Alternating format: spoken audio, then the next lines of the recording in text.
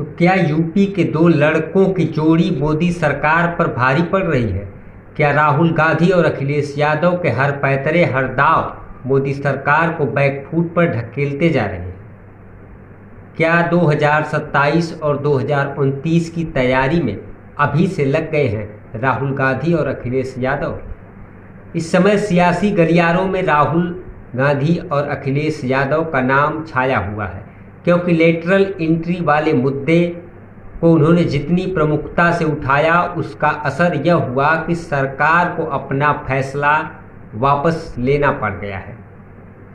तो ऐसे में सवाल उठता है कि क्या 2029 तक चल पाएगी एनडीए सरकार? आज हम इसी सवाल पर इस रिपोर्ट में चर्चा करेंगे। नमस्कार, मैं हूं जितेंद्र यादव और आप देख रहे हैं द पब्लिक एक्सप्रेस का डिजिटल प्लेटफॉर्म।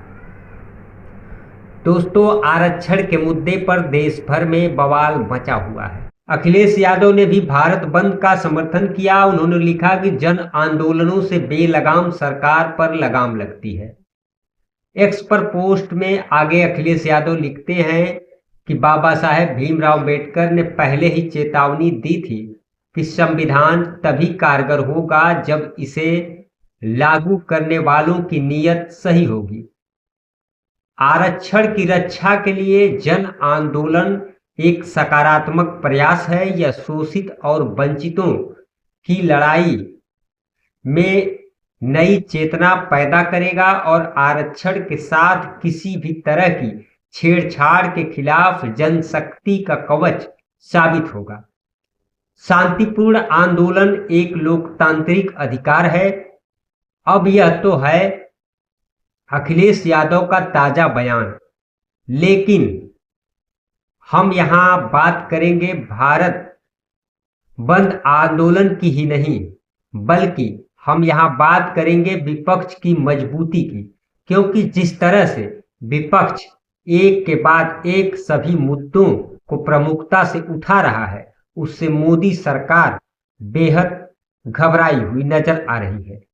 फूक फूक कर कदम रख रही है, क्योंकि विपक्ष जिस तरह से फील्डिंग कर रहा है उसे देखकर राजनीति के जानकार तो यह भी दावा कर रहे हैं कि कहीं ऐसा न हो कि 2029 से पहले ही मोदी सरकार सत्ता से आउट हो जाए।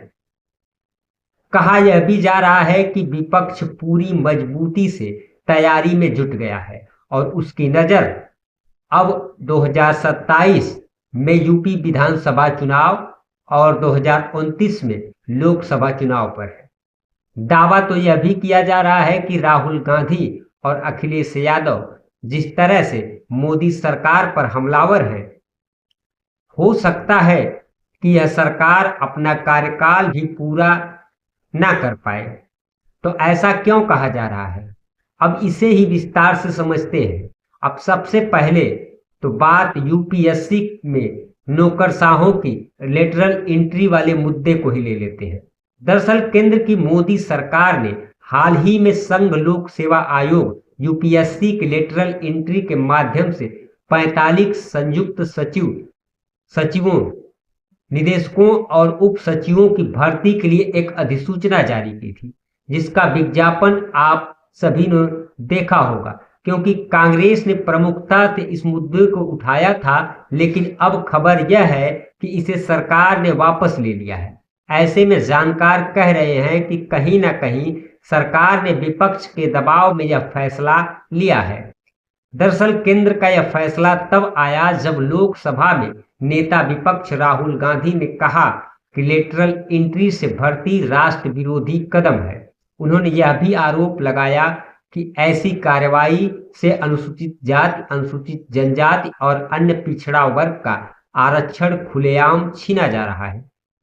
प्रधानमंत्री नरेंद्र मोदी यूपीएससी के बजाय आरएसएस के माध्यम से लोक सेवकों की भर्ती करके संविधान पर हमला कर रहे हैं। उन्होंने आगे कहा कि संविधान और आरक्षण की हर व्यवस्था की हम हर कीमत पर रक्षा करेंगे। यही नहीं, राहुल गांधी ने अपने सोशल मीडिया पर एक पोस्ट भी लिखा। उन्होंने लिखा कि भाजपा की लेटरल एंट्री जैसी साजिशों को हम हर हाल में नाकाम करके दिखाएंगे। एक बार फिर कह रहा हूं कि 50% आरक्षण सीमा को तोड़कर हम जातिगत गिनती के आधार पर सामाजिक न्याय सुनिश्चित करेंगे। सिर्फ राहुल गांधी ही नहीं, अखिलेश यादव ने भी इस मुद्दे पर मोदी सरकार को घेरा था। सपा प्रमुख अखिलेश यादव ने भी आंदोलन करने की चेतावनी दी थी। वहीं राहुल गांधी के अलावा सपा प्रमुख अखिलेश यादव ने भी मोदी सरकार पर जमकर हमला बोला था। यहां तक कि अखिलेश यादव ने ऐलान किया था कि वह 2 अक्टूबर से आंदोलन करने जा रहे हैं। हालांकि अब उन्होंने आंदोलन को स्थगित करने का फैसला किया है। सिर्फ विपक्ष ही नहीं, एनडीए के सहयोगी दलों जैसे जदयू और लोजपा ने भी इसका विरोध किया था।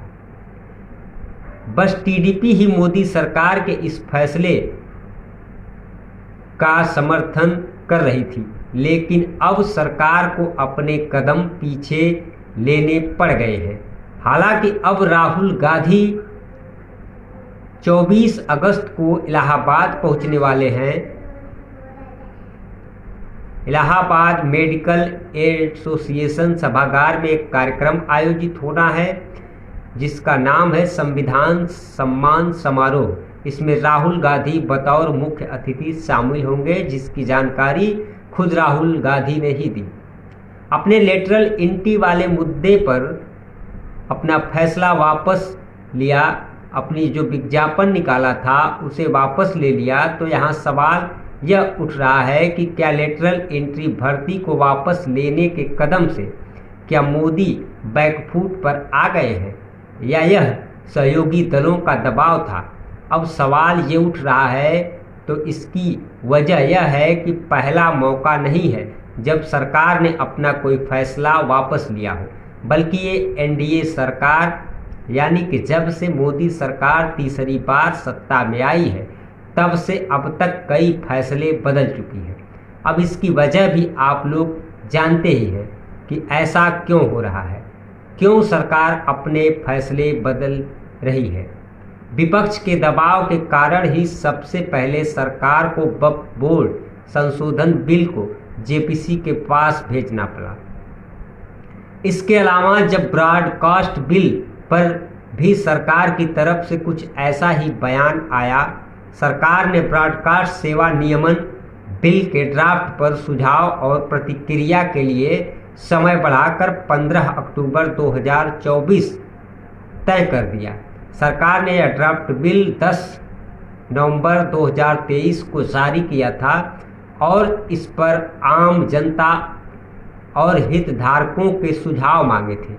माना जा रहा था कि तीसरी बार मोदी सरकार जब सत्ता में आएगी तो सबसे पहले वह ब्रॉडकास्ट बिल ही लाएगी, लेकिन ऐसा नहीं हुआ। जब वक्फ बिल पर कहीं न कहीं सरकार को अपनों का ही समर्थन नहीं मिला। हालांकि पहले ऐसा दिखाया जा रहा था, ऐसा लगातार दिखाया गया कि सरकार के जो सहयोगी दल हैं वो इसके समर्थन में आई, लेकिन अंदर खाने से जो खबर आई वह यह थी कि सरकार को अपनों का समर्थन नहीं मिल रहा है। तो इसी के चलते वक्फ बिल को जेपीसी के पास भेजा गया। ऐसे में कहीं न कहीं जब दूसरी बार सूचना प्रसारण मंत्रालय की तरफ से एक बयान जारी कर दिया गया, उससे यह और साफ हो गया कि एनडीए में जो सहयोगी दल हैं, जो सरकार के साथ खड़े नहीं हैं, वह बीजेपी के साथ खड़े नहीं हैं। कहीं न कहीं सभी दलों में खींचातान है और इसका नतीजा यह हो रहा है कि सरकार को एक के बाद एक अपने फैसले या तो पलटने पड़ रहे हैं या उन्हें स्थगित करना पड़ रहा है। सूचना प्रसारण मंत्रालय की तरफ से एक बयान आया था कि 15 अक्टूबर तक मिले सुझावों और प्रतिक्रिया के बाद बड़े स्तर पर विचार विमर्श होगा, जिसके बाद एक नया ड्राफ्ट बिल जारी किया जाएगा। ओटीटी प्लेटफार्म पर उपलब्ध ऑनलाइन कंटेंट को भी रेगुलेट किया जाएगा। डिजिटल न्यूज पब्लिशर और इंडिविजुअल कंटेंट क्रिएटर इसका लगातार विरोध कर रहे थे और इसके बाद सरकार ने इस फैसले को आखिरकार होल्ड कर दिया। इसके बाद भी कहा जा रहा था कि कहीं न कहीं सहयोगी जो हैं वो विरोध कर रहे हैं, और उसका नतीजा हुआ, क्योंकि अब देश में मोदी सरकार नहीं है, एनडीए की सरकार है। इसलिए बीजेपी जो भी चाहेगी वो नहीं कर पाएगी। अगर बीजेपी को 5 साल तक सरकार में बने रहना है तो उसे अपने सहयोगियों को लेकर चलना ही पड़ेगा, क्योंकि अगर सहयोगी बिखर गए तो यह सरकार अपना 5 साल का कार्यकाल पूरा नहीं कर पाएगी। और इसकी वजह आप सभी जानते हैं कि बीजेपी के पास इस बार बहुमत नहीं है। खैर, आगे बढ़ते हैं तो इसके अलावा सरकार ने प्रॉपर्टी से जुड़े कैपिटल गेन टैक्स नियम को भी वापस ले लिया था। ऐसा करते हुए वित्त मंत्री निर्मला सीतारमण ने कहा था कि लोगों की आवाज़ को ध्यान में रखते हुए बजट में लाए गए प्रॉपर्टी से जुड़े कैपिटल गेन नियम को वापस लिया गया। हालांकि बजट में लाए गए नियम का उद्देश्य राजस्व में बढ़ोतरी करना नहीं था। हम प्रॉपर्टी से जुड़े long term capital gain tax नियम का सरलीकरण चाहते थे। फिर भी लोगों ने इस पर आवाज़ उठाई और हमने इसमें संशोधन का साहस दिखाया। तो इसी तरह से बार बार यह देखने को मिल रहा है कि मोदी सरकार, एनडीए सरकार अपने कदम पीछे ले रही है। इसके अलावा सबसे ज़्यादा चर्चा हुई पीएम मोदी के उस बयान की जो उन्होंने लाल किले से दिया था। उन्होंने यूसीसी का जिक्र करते हुए उसके साथ सेकुलर शब्द का इस्तेमाल किया, उसमें सेकुलर शब्द जोड़ दिया। इसके बाद भी कहा जा रहा था कि कहीं ना कहीं यूसीसी लाने का सरकार का बार बार जो विचार है, सरकार बार बार ये कहती आ रही है कि यूसीसी लाएगी। अब जो सेकुलर वर्ड जोड़कर कहीं ना कहीं मोदी सरकार ने बता दिया कि इसमें भी अब संशय है, यूसीसी भी नहीं आ पाएगा, या फिर सरकार इस पर भी अपना फैसला बदल सकती है, क्योंकि सहयोगी उसके साथ नहीं है।